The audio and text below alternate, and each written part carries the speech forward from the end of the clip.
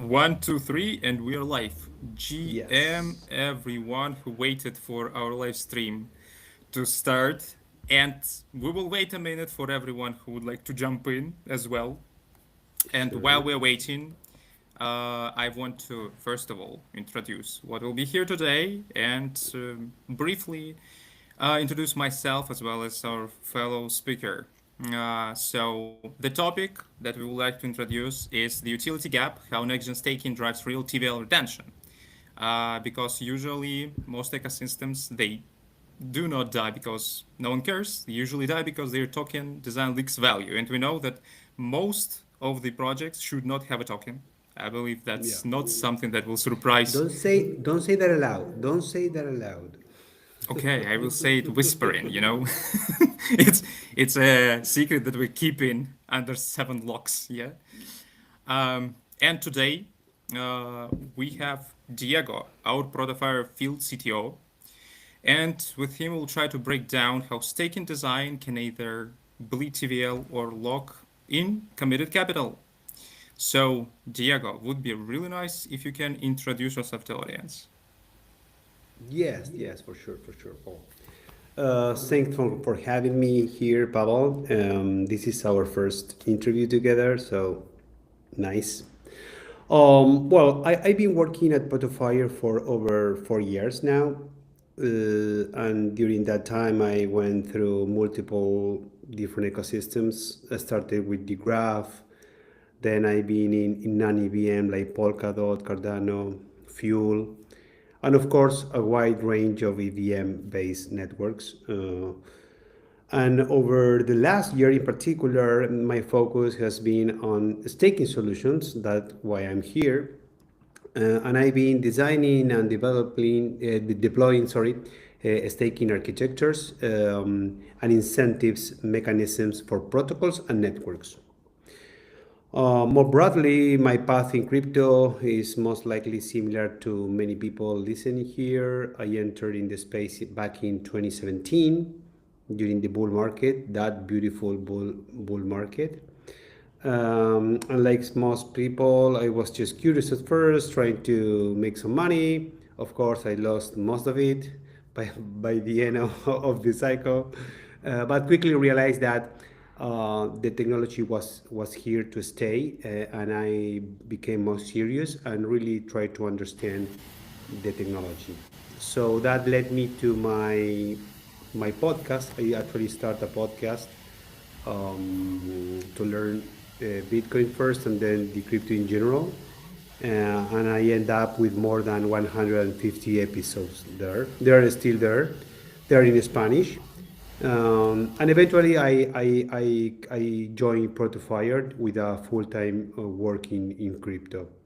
Just to close, before Web3, there's a life there. So before that, I founded a couple of companies. I came from data analytics, and I have a degree in business, so I'm not a developer.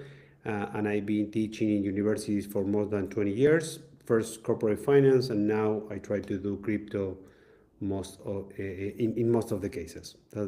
That's me, Pavel. Perfect, thank you. Actually, you reminded me of 2017. What a perfect time. Actually, Yeah. it tells that we are boomers in crypto here. Yeah, if you remember this Yeah. time, we really are. And great. I would like also to introduce myself a little bit. So I'm the host today. We'll be moderating our discussion. I'm Pavel, building different projects within Web3 and specifically in DeFi for like 7 years. First, as a project manager. Right now, as product manager and growth hacker, working with huge industry leaders. Thanks to Protofire, actually bringing a lot of cool guys to us to allow us to actually build really nice projects. And yeah, we're speaking on behalf of Protofire. We are a DAO of brilliant Web3 developers, one of the best I've seen across the market. And our developing system may vary because actually we build in everything from DeFi to NFT to anything you can imagine, obviously including quite complex concepts that we're building from scratch, incubating products in Protofire as well. So if you would like to check what we're doing, protofire.io. and you will see literally everything that we are having. So, diving into the topic, before we will talk about the solution that Diego is in charge of, would be great to map where the value is leaking in Web3. Whether it's mercenary liquidity, emissions that do nothing for attention, or governance that no meaningful capital shows up on. And the first question will be about tokenomics, because honestly, it's a huge pain point within almost every project, even if it's good, and if the idea is decent around it. So this token design may be really vague. So tokenomics can make or break projects, but where do the biggest leaks happen? And what are the key tokenomics challenges you see that led Protofire to build this staking solution? Well, thank you for that question. First of all, I think it, maybe you can just turn off because I'm listening to myself. Sorry. Okay, that's perfect. I will do the same when you're talking. Um, uh, First of all, I think it's important to start by being clear about one thing. Staking cannot make or cannot save a bad project or become a good one. So that's the first things. If a bad project perform staking, it doesn't matter how good the staking mechanism is. If it is a bad project, it's going to continue to be a bad project. But of course, the opposite, it doesn't work like that. So a bad staking can absolutely sink a good one. That can happen. So we have to be very clear about that. Because there's something, this assumption that the staking modules themselves create value. From my personal perspective, I think that's very optimistic. In reality, good staking mechanism, what they do is they strengthen and amplify an ecosystem. So if we have a poorly designed staking, yes, that will distort incentives and may even destroy the ecosystem. But the opposite is not the case. So good, extremely good staking incentives won't make a bad project a good one. That's the first thing I wanted to say.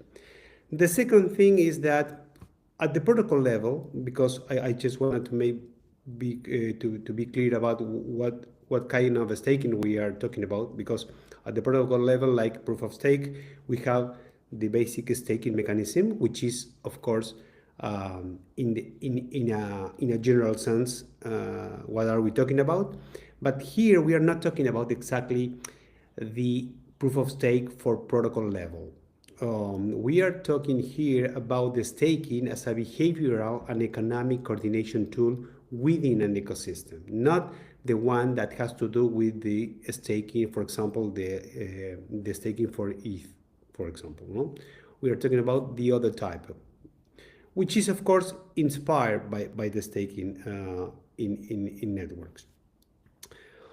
Another important point is why a staking mechanism exists, because that's also one of the main point for which staking may be a problem. In many cases, staking are incentives to be designed to bootstrap early stage protocol, and that's it. We saw that clearly during the DeFi summer in 2020 when DEXs and lending platform where emission were extremely aggressive to attract liquidity, to provide discovery price and kickstart adoption. And that was fine, but that was staking for bootstrapping early stage protocol. The problem is when a protocol continued to keep the staking for longer than that. And that's where the leakage starts, because you are having a short-term mechanism to provide incentive for a longer period of time. And they start to lose steam and to lose effectiveness. Of course, that you can design a staking module for longer, similar to what Curve did. So Curve, in the case of Curve, we are going to talk about Curve, they have a staking mechanism that persists over time because it's designed to be permanent, not to be a short-term adoption strategy. What Curve introduced was a time-based commitment through the voting escrow. And by doing that and tying that to the governance mechanism, the protocol become a long-term staking mechanism. So we have to have that in mind. And lastly, what we need to understand is that the problem we are trying to solve here, to go straight to the point, is first misaligned incentives when rewards are actually not tied to alignment. So we just reward things for the sake of doing it. It's not going to work. It's going to break. The second one is we need to understand that liquidity has no memory. So if we just get liquidity as soon as the rewards start to decay, the liquidity will go away. And finally, governance without meaningful participation also does not prevent us from having a problem with the staking mechanism. So we need to be very careful about aligning the right incentives, make liquidity for longer, and provide a really meaningful governance into the staking mechanism. Otherwise, this is not gonna help for much longer. Actually, right now, a staking mechanism that do not follow the basics, they just fail because the market is already know them, and we need to provide a more long-term sustainable mechanism. Perfect, thank you. Actually, in my opinion, you nail it the key part. And what's interesting, like several notes from my side.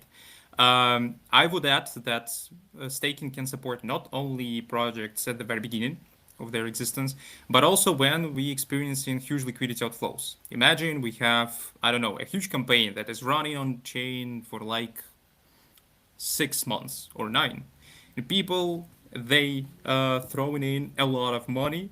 Then when it's ending, like boom, all your money disappearing from the network itself. And that's what we see most of the times, first of all, in projects, and what's more crucial in networks itself. The last case, like Monad, hello, like where is your token price, first of all? Where's your liquidity? This is two questions probably that worth to raise if we will make a proper discussion, right?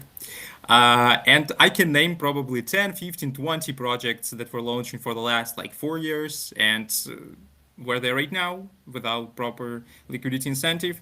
Of course, it's about the structure and about a budget. But what's more important, it's about the alignment. First of all, internal one, and second, what you bring into the community. Because you may have a ton of money, and even in that case, you can fail. Which is not surprising at all. And right now we see, especially in Twitter, that people do not, they're not surprised really when it comes to another project that's released, giving away a ton of airdrops and then disappearing entirely, even though the campaigns were huge and the loud was massive.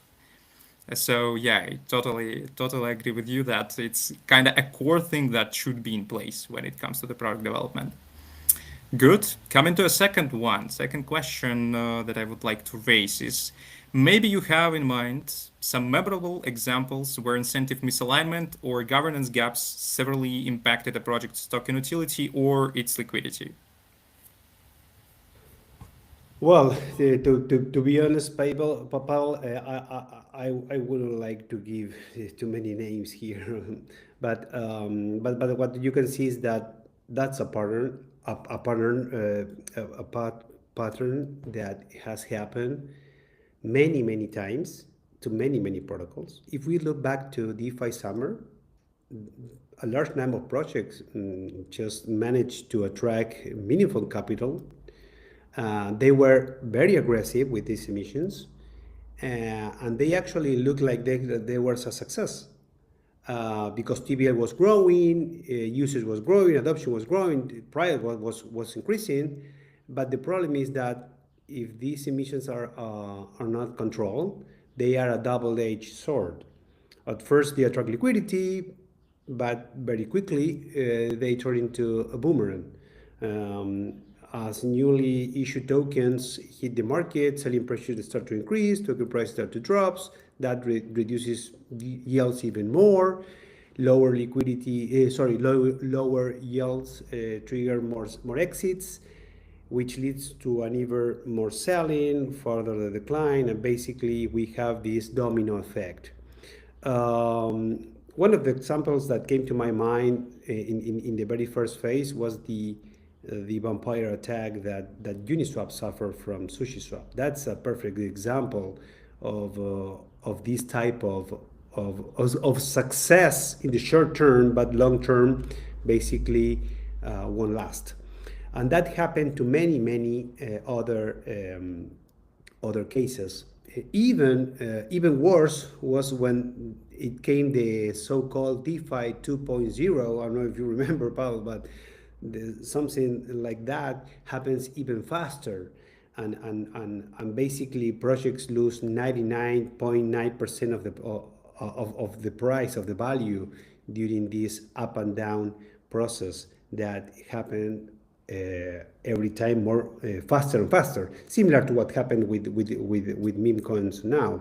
The first one took a while to do the pump and dump, but the last one just were hours, or not even hours. So I think the industry kind of learned this. That's my take. I think they learn, and when we talk about the solution, it's not that Portofire has invented the solution. We bootstrap on other solutions that we will talk in a minute. But what I think is the lesson was learned. A lot of money was lost, and many protocols were from success to non-existing. Yeah, I totally agree. And honestly, if I would give an example, I would say that right now, most of the tokenomics and most of the projects, they look like meme coins to me, most of the times. Like they just wrapping usual meme coin strategy into very fancy narrative, trying to extract as much as possible, right? Given an example from the very best that was surprising me a lot when I was young, it's the YDX. So it was really huge project, and they nailed the market. They had really well structured incentives for users. However, the token structure was really a failure, and they even went to launch their own blockchain in order to have the utility for it anywhere. So even though the project may be good, the token may be a total distraction, right? So moving further to what Protofire is actually building, that we like surfaced the main failure models and what may go wrong. Let's dive into how Protofire actually architects staking systems, what models we use in actually V8020, emissions and sinks to develop long-term commitment and defend TVL when the market turns. So right now, next generation of staking is quite a hot topic. How would you break down voting escrow staking based on V model from Balancer to someone new? Let's say in a brief details.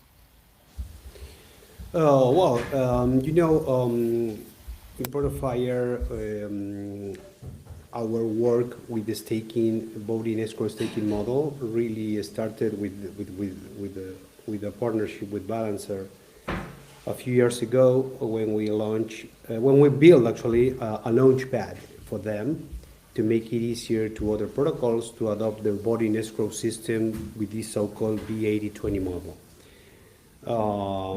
That experience gave us a strong foundation, and from there we start designing more customized implementations for protocols like Aether, Cebu, Bada, Recall Network, and others.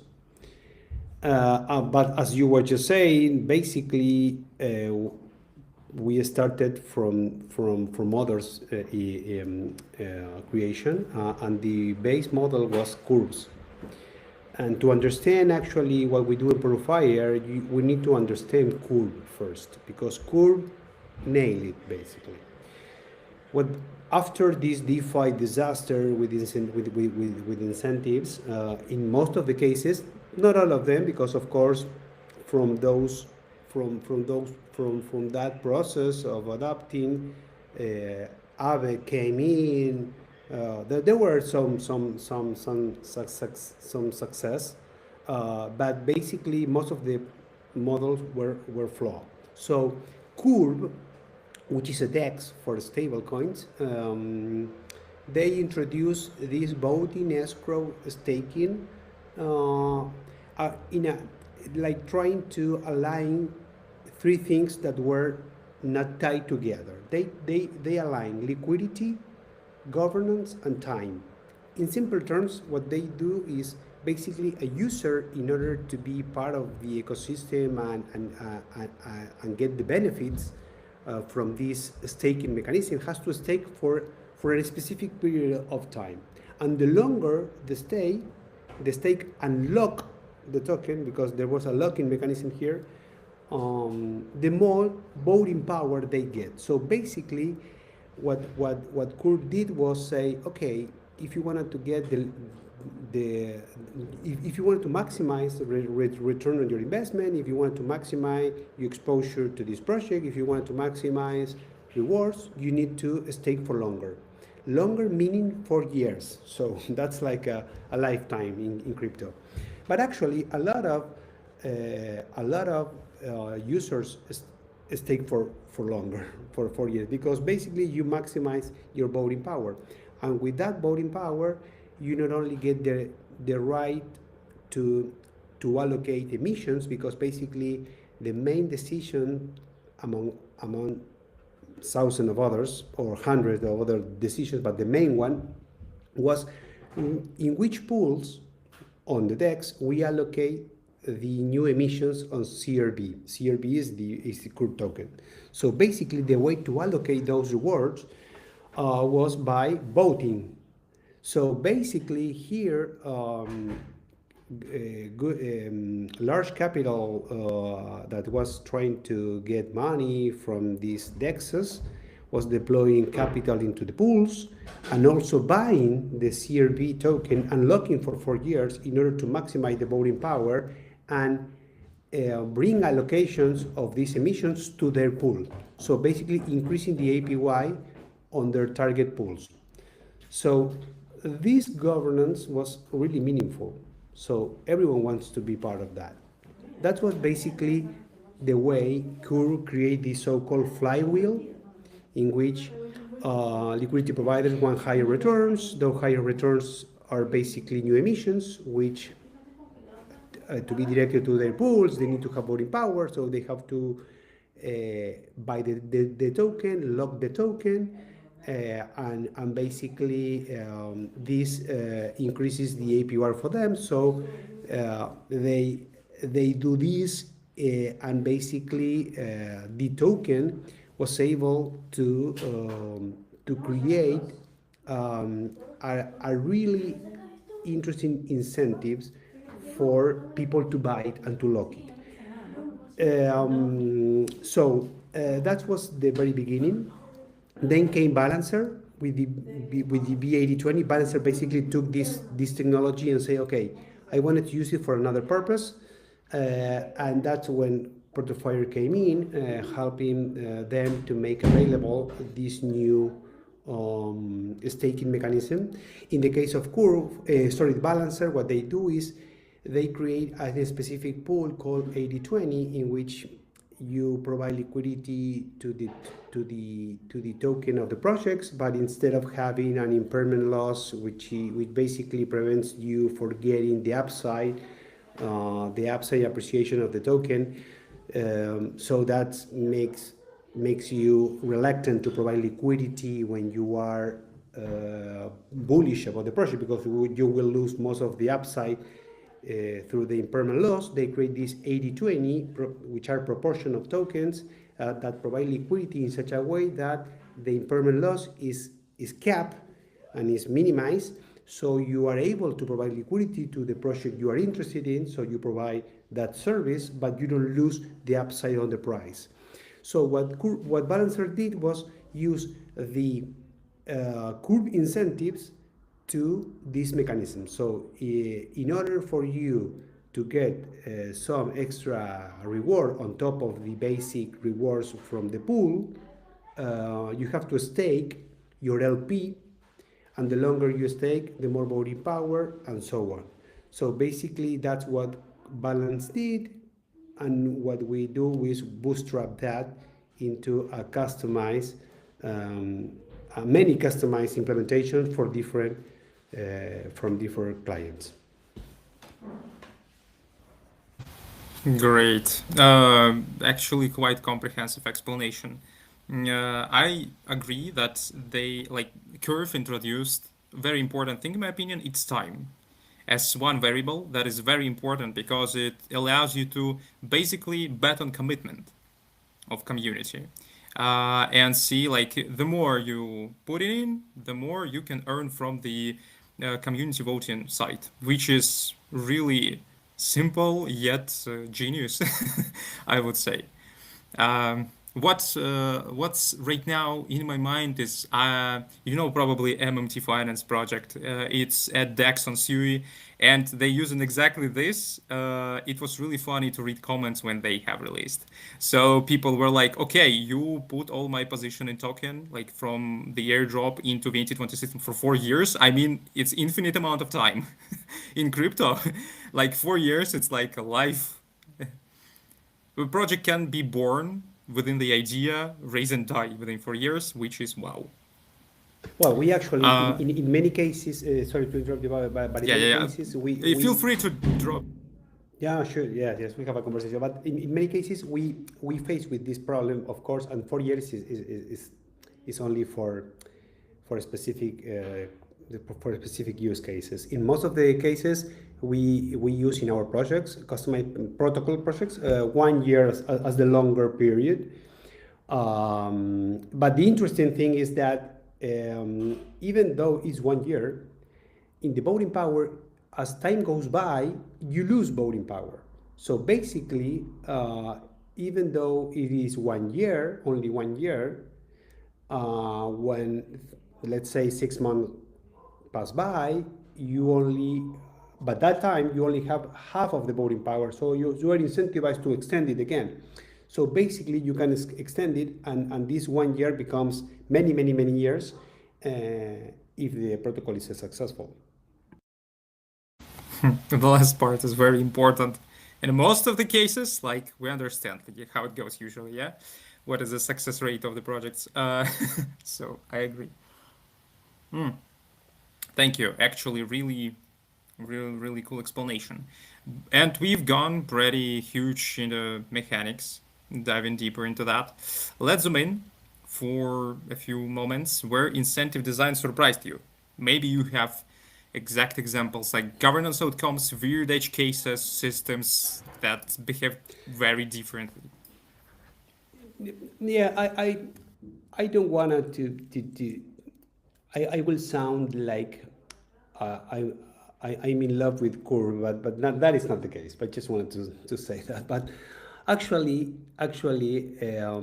one of the most surprising outcomes that I have seen is what happened to Curve with the emerge of convex. Um, and I think it's interesting because it shows the actual trigger for uh, uh, a really interesting adoption in governance for DeFi protocols. When Curve started with this voting escrow, basically they turned it into governance, and this governance was an economic impact, a highly economic impact. So voting power was not just a political thing; it was just it directly controlled the emission flow. So by doing that, it basically controlled liquidity. So in that context, people start to gather, and basically they start creating other protocols that on top of this flywheel mechanism start to organize themselves in order to maximize voting power. So Convex came to life as a new protocol, recognizing this dynamic and understanding that the larger you are, the, the, the, the, mm, the most relevant you become, and the most you can extract the most value from that.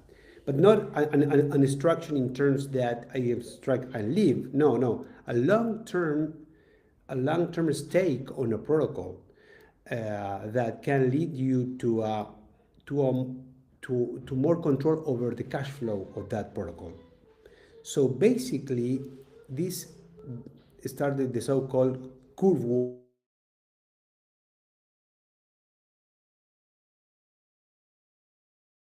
CRB and staking this CRB into this staking mechanism to gain governance, and and I think that is extremely important because what happened there was a rational capital behavior. The the decisions for locking CRB were driven by actual cash flow, by actual revenue that comes from the protocol. And that is interesting to me because if I look forward to what may happen with TriFi, I think this is just the beginning.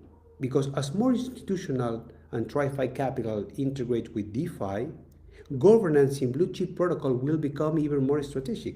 Because protocols like Curve, Aave, Uniswap, and other are not just application, they are economic infrastructure in which you will want to have some say in there. It's similar to what Tom Lee is saying now, that the hypothesis that banks, which mean stablecoins, would want to have stakes on ETH protocol, because if they are running, let's say, hundreds of billion of dollars, million of dollars on the network, they wanted to have a say in the network. They don't want to have all their business on a third party uh, decision making process. So I think these governance battles, these coordination layers, will become very, very important in the years to come. And we will see a lot of drama there and a lot of capital deployed to those. That's what makes me bullish on these protocols and these staking mechanisms, because if you design a good staking mechanism, you will be the target of this TriFi capital trying to have a say in the protocol. Uh, that, that's what I think. Yeah, I believe it's quite obvious for anyone who involved a lot in crypto that like politics is a continuation of economy. That's why for huge projects like Aave, Uniswap, and all industry leaders, they will be in one way or the other finally controlled by different governance. Like obviously that's their goal, and by making very fair incentive with combined with very effective DAO system, you can maybe not prevent it, but try to reduce the level of issues you may have when, let's say, uh, the entire project is controlled by tiny minority, whether it's governance or a bunch of different whales that coordinate in any economical inflows, outflows from their side, trying to extract as much as needed for them. So yeah, definitely, it's really important. And let's try to imagine for a few moments that right now we're giving a public consultation. So probably we can share some insights for founders and CTOs that are currently thinking about the product launch, and they like trying to think how can they upgrade staking in the next few quarters and absolutely get their TVL that they want and governance model to stick with. Yes, yes. I will start with this important clarification that I did at the start of this stream, that staking doesn't create incentives or utility for the token itself. So the real incentives and real utility should come from the protocol level.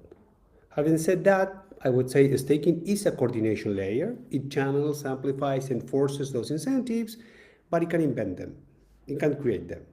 If the token has no clear role, well, as you're saying, if it doesn't make any sense to implement a staking module on top of that. Even though for us could be great because it's a work for us, but to be Sorry, I honest, wanted to say that through our entire stream. So, if meme coin launch in a staking, does it mean that it will be successful? No. What?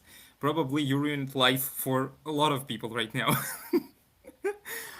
Because pump fund, like the first thing that meme coin introducing is staking, which is literally insane. So, yeah, I needed to express that. Please continue. no, for sure. No, and actually, to be fair with meme coins, there may be some meme coins that actually have a cultural utility because I think that they express that. Of course, they overextend a bit, I could say, but um, but but the point is that you are stressing is that we cannot fix a problem that is inherent in the protocol level. Is the token is shitty? We cannot make it a bright token. That for sure. But coming back to the consultation, a consultancy service that we want to go do live here. First, what I would say is that sometimes when I'm designing, the protocols ask me, what about the APY? It's like the APY is the thing they need to get in order to design the model. And it's like, Magical well, internet numbers. Yeah. yeah, yes. And it's the other way around. You need to work on the retention, not the APY. The APY is um, is is the consequence, not the cost. So you need, of course, that you need to have high yields in order to bring capital, but but framing the staking from the API perspective and working on the emissions to match or target APIs, that's not the way. That's not certainly the way. Second thing, if you have a staking that actually is going to be used for governance, because not necessarily it has to be, but if it is, you need to connect it to real decisions, not just shitty governance, as usually does. Basically, the core team, they are not ready to decentralize yet, but they are. So they basically create a governance arena on top of a staking most of the time that doesn't interesting to anyone, and that is actually it creates a boomerang effect because people lose interest in governance, so they actually think the staking is kind of a shitty one. But the problem is not the staking, is that the governance is targeting things that are not interesting for the community. So if you are going to tie governance to staking, you have to be ready to decentralize meaningful decisions. Otherwise, just don't do that. Another thing is keep it simple, because before make it powerful, because a lot of things that, no, I want this feature, I want the other feature, I want, no, keep it very, very simple. Many protocols over engineer incentives too early, adding too many features which they don't understand, the user won't understand, nobody's going to understand them. So increasing complexity is a big error, increases development cost, more complicated and expensive audits, more vector of attack, a confusing user experience. So start very, very simple. A strong mechanism, simple but a strong mechanism of incentives. And once behavior is clear and measurable, you can start adding things. So that would be my advice. You literally expressing thoughts in my mind, like founders. Remember, like two things. That's easy. Simple, then good. So If Yeah, you're yeah, doing it vice versa, believe me, you will not see your TGE or even release of your yeah, MVP. Like most of the yeah. times, that's the case. So you And need to to be survive. honest, Pavel, to be honest, I been there. I been Oh, we have so we have a public yeah, public yeah, yeah. Leave it there. how it's Leave it like there. Apple. Yeah, Yeah. yeah. So being here, seen there. Yeah, obviously, me too. I mean, we all been doing same mistakes back in the days, right? But I totally agree. So, firstly, doing things pretty simple, doing it on MVP basis, like putting the only things that making sense, and then building 1,000 things you as a founder want to do. Totally agree. And Cool. here, Pavel, the value proposition from portfolio is that we know how to do that pretty fast, pretty secure, minimizing audits. So it's not that we need to bring some fancy things here. No, no, no, it's not like that. We know what works and how to integrate that into different type of protocols. And that's one of the key things here. It's not that we are going to create a science fiction staking module. No, no, it doesn't work like that. Yeah, that's definitely worth to mention because, I mean, as Diego mentioned, we've been there, we've been doing that a lot. So, yeah, we know how to structure that. Obviously, I mean, we helping a lot of founders to structure such processes. And moving to the next question that I have about tips and tricks. Looking ahead, what uh, roadmap you have for V-staking solution right now that you're excited about, which will push the gains for the users and like sustainability to the system for founders? Well, one of the big things I think staking modules can improve is analytics. Analytics and a better integration with governance models. But because bringing more visibility into how capital behaves will help them to better design the incentive mechanism to verify the if hypothesis and actually that can bring flexibility into how to adapt the incentives according to the market behavior. That's one thing. Most of the staking that I know that are on the market, they lack of a good data analytic layer. So that's we are working on that. Another focus is composability. Staking shouldn't be isolated. It should plug in directly into liquidity, into a DeFi liquidity layer. That's why it should be more like liquid staking. We are bringing liquid staking right now. Most of the cases, the staking module become liquid.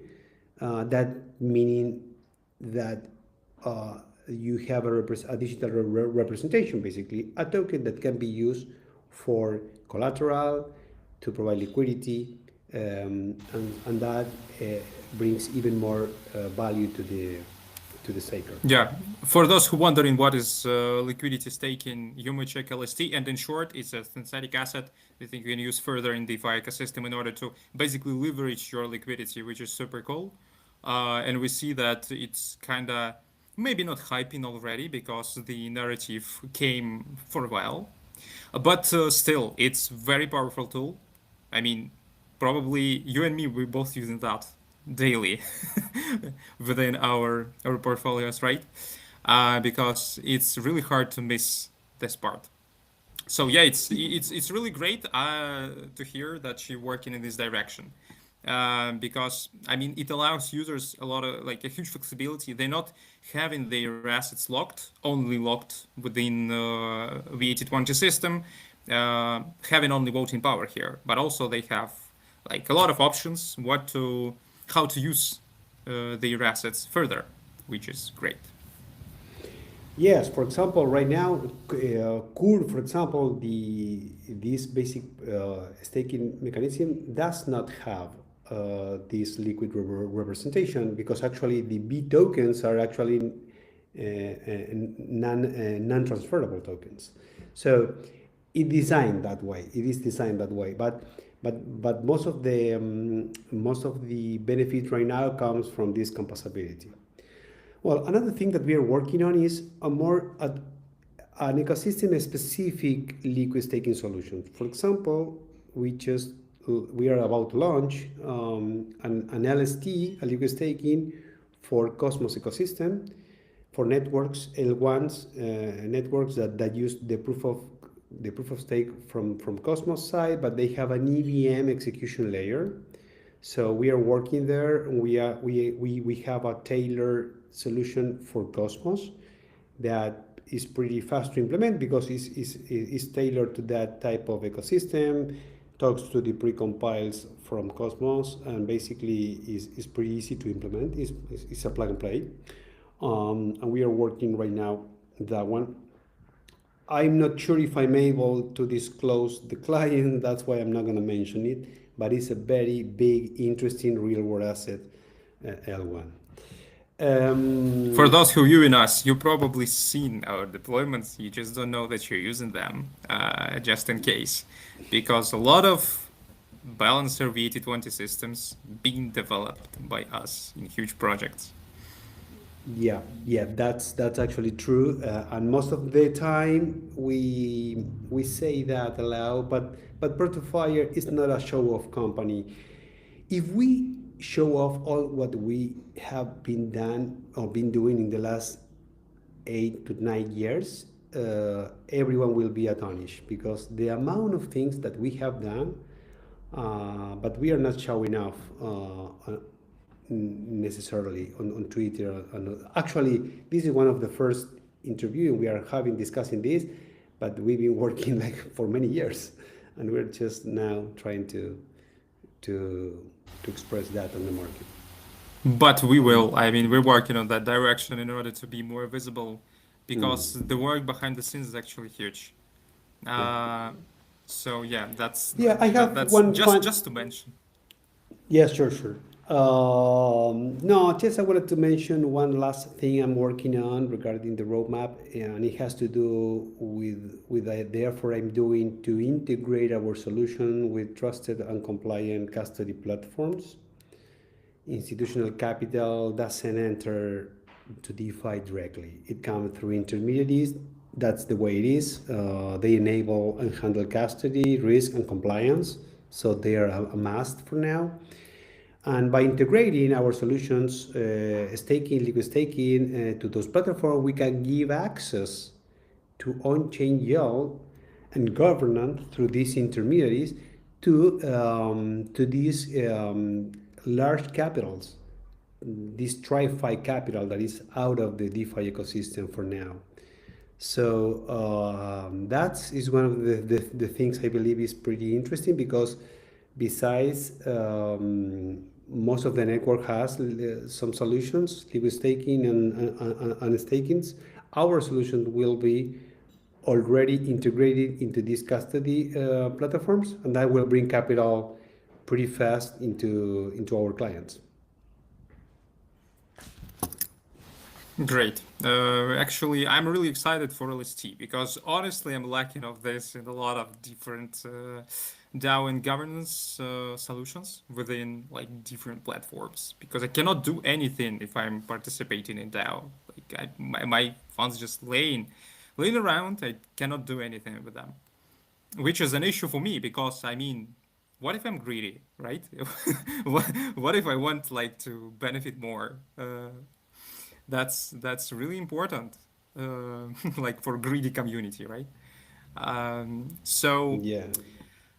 and I believe from my side we covered all the questions I wanted to raise. So right now it's a good time to introduce questions from our community that they left under our posts everywhere. Give me a second, I will check for juicy ones to have a look on. Because I already seen some good ones. Okay, so the first one probably will be how can a smaller or mid-sized protocols keep their TVL from dropping off a cliff once the initial rewards were accrued to users? And actually, that's a really cool question. Why? Because imagine you, a small protocol, you do not have a lot of money to throw it away every quarter, which is obvious, right? If you build in a decent startup with a small team, small community. What to do in that case? I mean, how to generate proper reward system and how to keep liquidity in place. Yeah. I think the first time, the first thing is to clarify whether the staking is going to be used to bootstrap or for long-term infrastructure. What we were just saying in the beginning of this conversation. If staking is meant to be a bootstrap early adoption mechanism, the timing and coordination with the real adoption is critical. Otherwise, what it will not happen, incentives will be reduced dramatically and everyone is going to just go away, and that's a problem that can be solved. For example, let's take the bitcoin as a bitcoin halving as the example. If mining reward were to be cut aggressively before adoption and fees could compensate, miners will go away. So the same applies to staking. If incentives are reduced faster than real adoption and demand, capital will exit, that's for sure. So the way to avoid this or minimize this risk is basically having a very nice planning regarding the reduction path from higher incentives to lower. It has to be gradual, predictable, and it has to matches the evolution of the adoption. So if the protocol doesn't get any adoption, well, you will have that drop.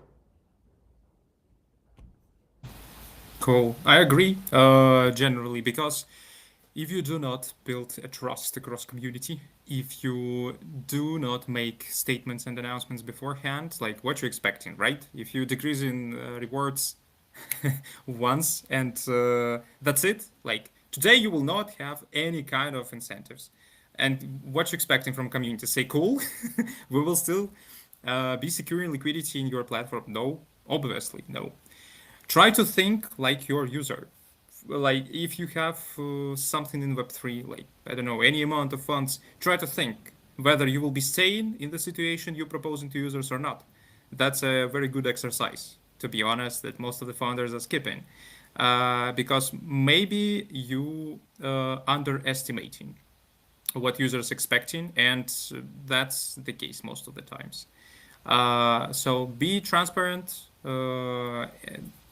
propose to community different options that they can choose from, and do it gradually. Decrease the incentives gradually. And if you're small, be super cautious with your planning, because most of the times what I see in small startups, they usually skip in planning, like long-term planning. They thinking, okay, we're small, we can adapt. You maybe, your users, no. They have a plenty of things to choose from. Like, I mean, it's a bloodbath in the market. So a lot of projects are running and incentives changing from one to another. So yeah, it takes time to build proper community and even more to rebuild it again if you lose it. Yes, Cool. but basically you shouldn't be timeline by the market momentum, because that is gonna make you rush FOMO. Basically, you will enter in a FOMO mode, and you will start making a lot of mistakes, as usually investors do.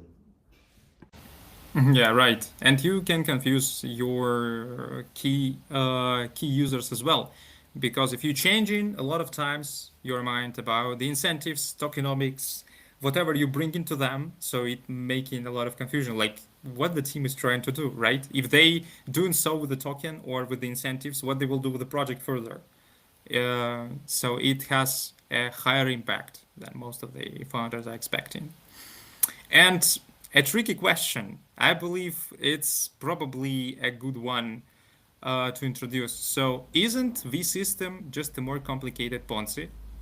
And how is real value actually generated here? So, honestly, I've heard it a lot of times. Like you spreading incentives, right? And Yeah. people put in more, gaining rewards out from thin air, and that's it. Like it sounds like a Ponzi. probably, but Well, in but that's details it the isn't. same as Bitcoin. Bitcoin sounds like a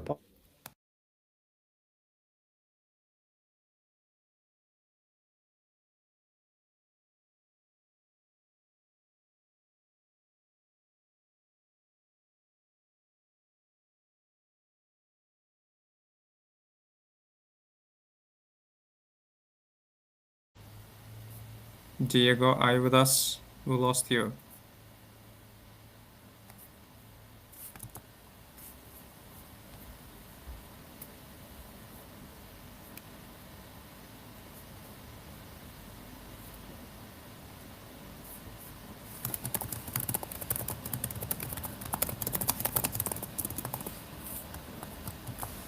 Okay, while we're waiting for our speaker to reconnect. So, speaking about the Ponce, as our fellow speaker mentioned, it sounds like a Bitcoin as well, because at the first glance, like you put in money into something, into the asset, and you gaining a lot, extracting more, and you thinking it's sounds like it, but at the very core, it isn't, because when you introduce incentives, you have in a plan, you have DAO, you have community, and it's all serves for a purpose.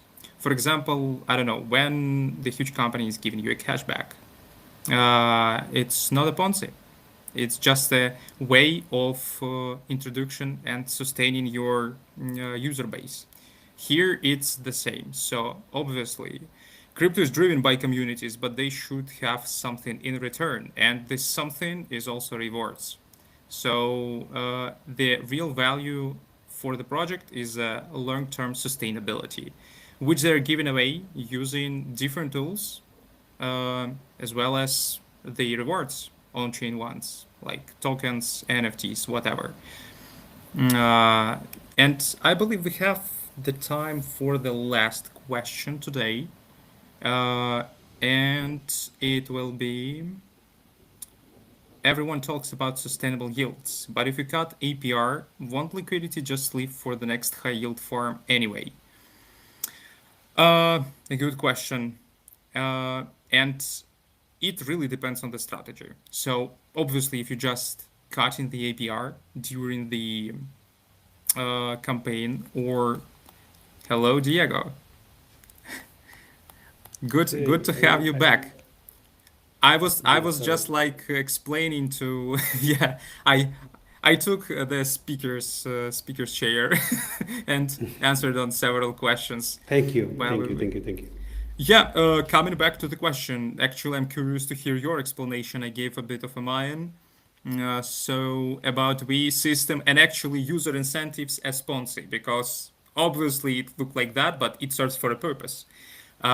It's just like it's based on not on user deposits, because like what Ponzi is, you're receiving a reward based on user deposits, right?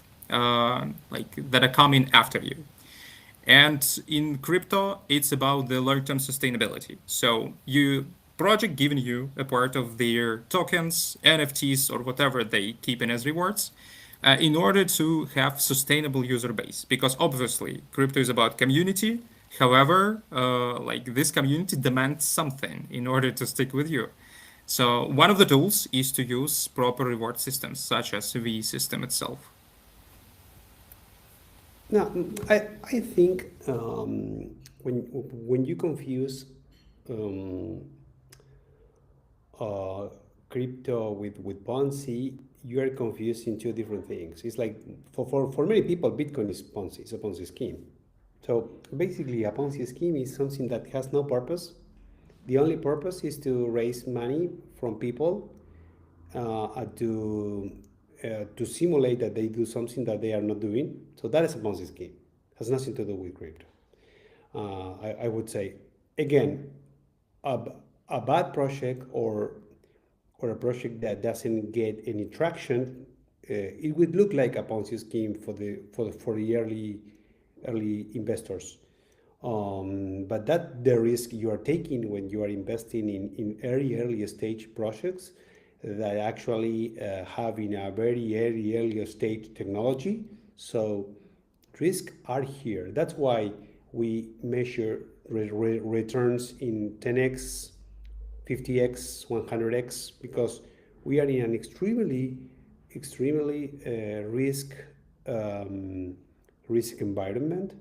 And the only thing that are secure here are Bitcoin, and we may say Ethereum, but the rest of the ecosystem is just a long shot.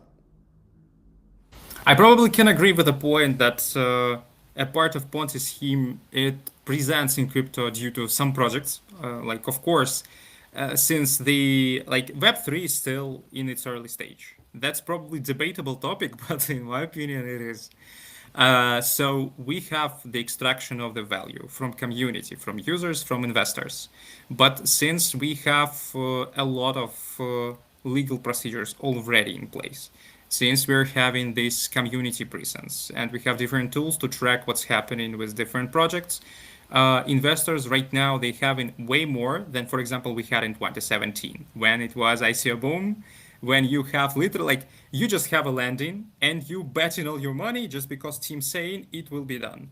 Right now, it's the case, but on a very low level, because most of the times when the project introduces something to investors, to users, they already have the MVP, a well-structured explanation of what they're gonna do and how. Without that, you just like cannot compete with the market, and you will not be so visible. Only if you have probably previous projects. So if you're a successful founder, probably you can raise money out of thin air, and it will be easy for you. But if you're just trying to build something valuable, don't come without MVP, actually.